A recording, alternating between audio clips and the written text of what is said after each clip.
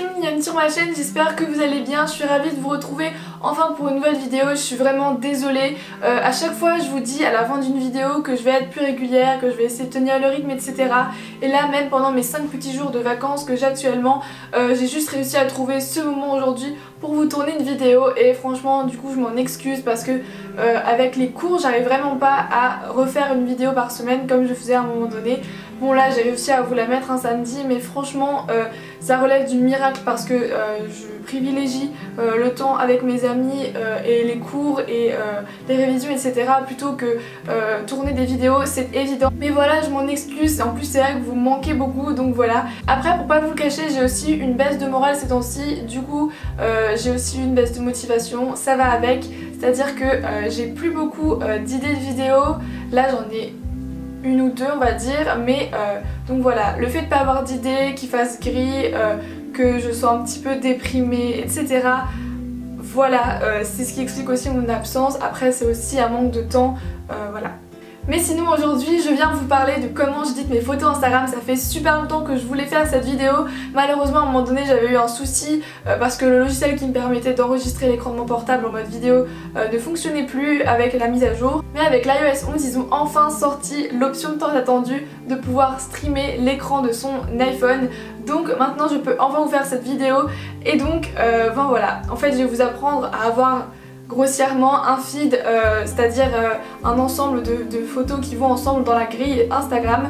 Et puis voilà, après j'ai pas énormément d'abonnés, mais j'essaye toujours de faire un feed qui va un petit peu dans les mêmes tons, c'est-à-dire que là c'est plutôt dans les tons chauds, automnal, c'est un petit peu dans les tons cuivrés, vous savez que dans le rose gold, donc évidemment c'est ce qui me ressemble. Et donc voilà, avant ça je vais vous parler de 2-3 produits parce que j'ai reçu quelques produits de chez Octoly et j'ai mis du temps à les essayer, mais voilà. Alors ces derniers temps j'ai un problème de cheveux gras, du coup j'avais pensé que ce serait intéressant de tester un shampoing anti-cheveux gras. Alors j'ai testé le Balance Shampoo, donc ça s'appelle la Ice Cream Balance. Donc il était censé être séborégulateur pour les cheveux gras et je l'ai reçu avec cette brosse-ci. En fait j'étais un petit peu déçue, ils sont super bons mais j'ai pas du tout remarqué de différence particulière. C'est-à-dire que mes cheveux graissaient pas moins vite, donc j'étais un petit peu déçue. Et sinon la brosse qui était avec, je l'adore parce qu'elle est vraiment particulière et je n'utilise que celle-là en fait maintenant. Avant j'en avais une grosse en bois, enfin j'ai toujours, mais j'utilise vraiment seulement celle-là parce qu'elle est géniale. En fait elle est conçue pour suivre la forme de votre crâne, je sais pas trop comment expliquer. En fait il y a plusieurs parties comme ça individuelles et du coup ça suit vraiment la forme de la tête. Enfin j'aime vraiment ça. Et bon après c'est une simple brosse mais franchement je l'aime trop et donc tous les liens seront évidemment dans la barre d'infos. Ensuite j'ai reçu un eyeliner feutre de chez Sephora waterproof, il est franchement génial. Alors j'ai choisi le Classic Line, donc c'est une ligne moyennement fine on va dire parce que je trouve que c'est la pointe la plus facile à manier. Je l'ai mis aujourd'hui et franchement j'adore, il est super facile à appliquer. Là d'ailleurs il est presque vide donc je suis un petit peu déçue parce que je l'aimais beaucoup. Après il est un petit peu difficile à démaquiller parce que évidemment c'est un waterproof. En fait il est vraiment simple à l'application tout simplement parce qu'il est facile à effacer et à appliquer puisque c'est comme un feutre en fait, comme un crayon. Et du coup moi je trouve que c'est le plus facile à appliquer par rapport à par exemple un eyeliner liquide.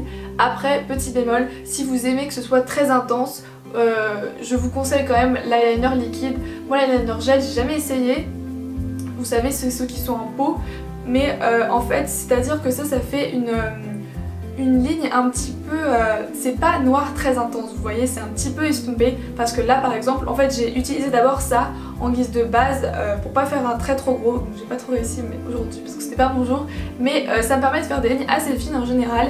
Et après je mets de l'eyeliner liquide, c'est ce que j'ai fait aujourd'hui puisque de toute façon j'en avais presque plus donc forcément il était super estompé. Et enfin j'ai aussi utilisé un gel nettoyant pour la peau, donc anti-acné puisque j'ai vraiment la peau grasse ces derniers temps. Depuis cet été j'avais un gros problème d'acné, j'ai dû prendre des antibiotiques exprès pour ça et donc ça m'aide vraiment. Alors je l'ai seulement testé depuis quelques jours mais je l'adore, elles sont super bons, j'ai l'énorme format donc je suis vraiment ravie. C'est un gel moussant du coup à utiliser matin et soir quand vous voulez et moi je l'utilise, enfin je l'applique avec une brosse que j'ai aussi reçue en partenariat. Donc c'est une petite brosse qui s'appelle To The Wong, je l'aime beaucoup. Alors en fait vous la mouillez et ensuite vous mettez le gel dessus et ça permet en fait d'appliquer ça sans utiliser vos mains. Et moi je trouve ça cool parce que c'est super doux en fait sur le visage, c'est vraiment super agréable. Donc voilà, je vous mettrai tous les liens dans la barre d'infos si ça vous intéresse. Et on passe enfin au sujet principal de la vidéo.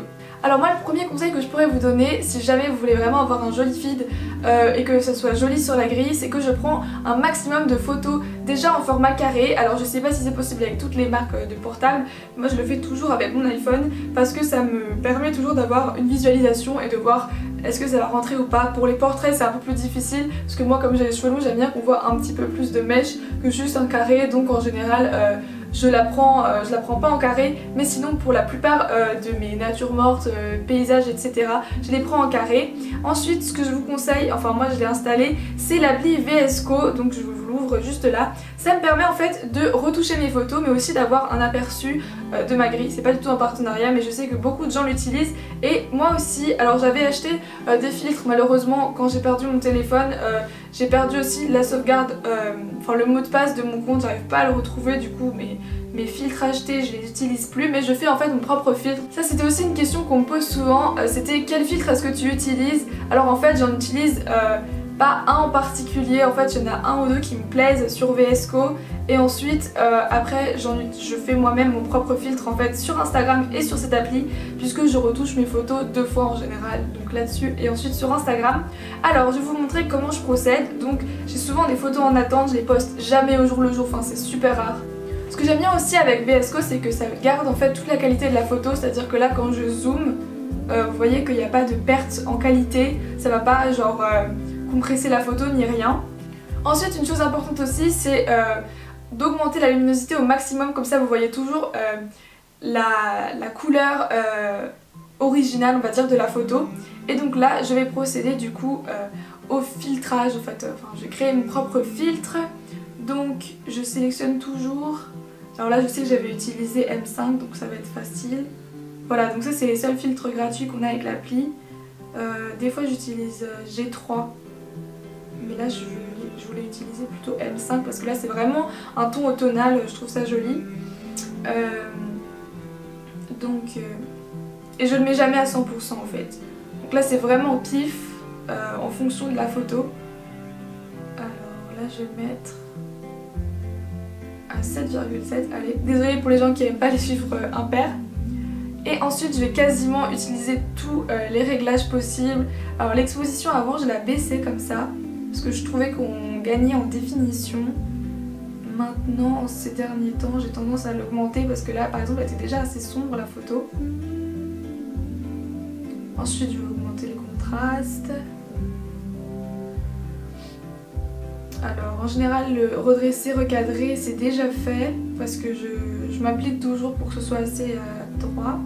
Ensuite, évidemment, la netteté, on va la mettre assez prononcée. En fait, je dépasse jamais la moitié parce que sinon, ça va être trop pixelisé et trop évident. Sur Insta, que je la mets à 2,6. C'est vraiment au pif en fait et à l'habitude. Donc, clarté, je l'utilise aussi énormément.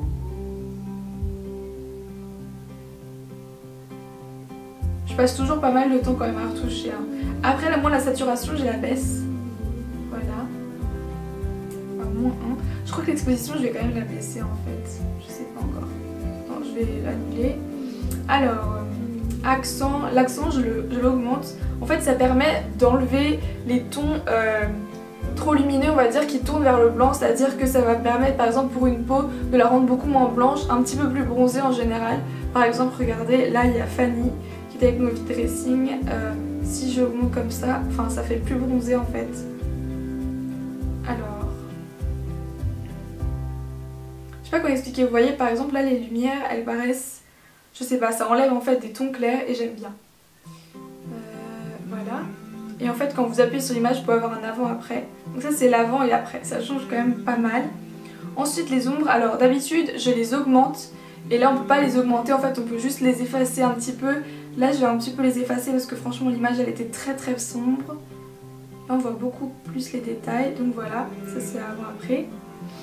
Et la teinte, moi je l'augmente puisque ça fait un petit peu un ton rosé que j'aime beaucoup. Couleur de peau, je vais aussi vers la gauche. Après c'est personnel, hein, c'est selon vos goûts. Et ensuite dans les teintes des ombres, c'est là que je triche en fait.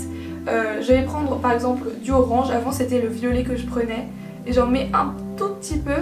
En fait ce sera pas évident sur la photo, mais ça va changer le ton général du feed. Du coup là, plus 1. Donc voilà le avant, après. Je refais un zoom pour être sûr. Je crois qu'on peut peut-être augmenter encore la netteté.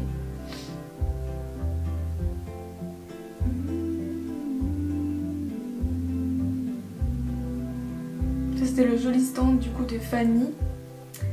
Alors, voilà. Voilà, donc l'avant-après est quand même assez choquant. Donc voilà, on enregistre. Et voilà ce que ça donne. Donc j'ai mon petit feed ici. Et donc je vois à quoi ça va ressembler. Bien évidemment, je l'enregistre en taille réelle. Donc maintenant, je passe à la retouche sur Instagram.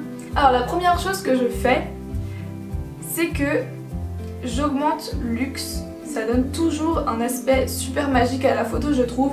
Jamais au maximum selon moi. Regardez les ombres du plafond sur le parquet il est beaucoup plus intense et tout. Bien évidemment je vais diminuer la saturation en couleur et tout. Là je rajoute pas de filtre, je fais tout moi-même. Du coup je crois que la luminosité je vais un petit peu la baisser. Je sais pas. Je vais surtout pas l'augmenter. Je vais un petit peu la baisser. -5. J'augmente encore le contraste. Structure encore une fois. Pas trop. Là c'est un peu dommage qu'on puisse pas zoomer. Ensuite j'augmente la chaleur. Je baisse la saturation. Je fais tout ça très vite parce que c'est quelque chose que je fais quasiment tous les jours quoi. Enfin je poste pas des photos tous les jours. Pareil je retouche encore un petit peu les ombres en orange. C'est très discret, on va mettre 1, c'est tout. Pareil, haute lumière je diminue. Parce que selon moi ça rend vraiment une photo plus pro, je trouve. Là il y a le avant et le après. Ensuite les ombres, du coup cette fois-ci je vais pas les diminuer comme ça, enfin les augmenter. Je vais les renforcer quand même. Parce que mon feed est assez sombre, pardon. Et enfin la netteté, on va encore l'augmenter, l'accentuer. Voilà. Donc là j'ai terminé. Donc on a le avant et le après. Donc voilà, c'en est tout pour ce petit tuto comment retoucher une photo selon moi. Donc c'en est tout pour cette petite vidéo sur comment j'édite mes photos Instagram. J'espère qu'elle vous a plu. Dites-moi en commentaire si vous aimeriez avoir un avis sur mes comptes Instagram préférés, mes inspirations et tout ça. Sinon je vais terminer cette vidéo en vous parlant de deux vêtements que j'ai de nouveau reçus de Romwe. Donc j'ai un coup de cœur et une déception. Ce petit haut du coup il vient de Romwe, il est super simple, gris. Je l'aime beaucoup, il est assez mignon, les manches 3/4 etc. Pas de gros soucis à part que je trouve que les manches elles sont quand même mal finies ici parce que franchement c'est un site chinois donc c'est toujours le même souci. Là franchement je trouve les manches on dirait que c'est juste thermocollé, c'est un petit peu moyen. Du coup voilà c'est un défaut que je lui trouve. Et sinon une grosse déception selon moi c'est la veste en jean. Je vous mettrai une photo juste là du truc sur le site et de la veste en vrai. Alors il y a plusieurs soucis. Donc elle se présente comme ça dans le dos. En fait, et ça va jusqu'à la manche. Il y a des petits trous, des petits œillets avec un ruban en satin. Et donc ça faisait super mignon sur la photo. Mais déjà la veste en soi elle est toute fine, il n'y a pas de doublure à l'intérieur. Donc ça, pourquoi pas, ça aurait pu passer. Le truc c'est que déjà le bleu n'est à mon goût pas du tout comme sur la photo. Secondement, je sais pas, j'aime pas trop l'effet que ça fait derrière. Je trouve vraiment que ça fait cheap. Et le pire je trouve c'est les boutons qui font du bruit. C'est à dire que moi je ferme très rarement mes vestes et celle-là quand tu marches ça fait un bruit chelou. Donc voilà, ils sont très mal accrochés, je sais pas pourquoi ça fait du bruit comme ça. Enfin bref, je suis super déçue de cette veste. Mais bon, le sweat là, le petit pull, j'aime bien. Donc donc voilà, je suis partagée. Voilà, après c'est toujours comme ça avec Romwe, vous savez jamais quoi en penser parce que j'ai jamais eu que du négatif, on va dire. Il y a des pièces ça va et d'autres c'est un peu plus décevant. En tout cas je pense que les jeans jamais j'en reprendrai, même les jeans les vrais jeans quoi, pas les vestes en jean. Les jeans ne m'ont jamais allé, à chaque fois ils étaient toujours taillés trop petits, où il y avait un souci avec la fermeture, enfin toujours un autre problème. Mais voilà, c'en est tout pour cette vidéo, j'espère qu'elle vous a plu. N'hésitez pas à me donner des idées de vidéos en commentaire. Je vous fais d'énormes bisous, je vous aime très très fort et à bientôt, on l'espère.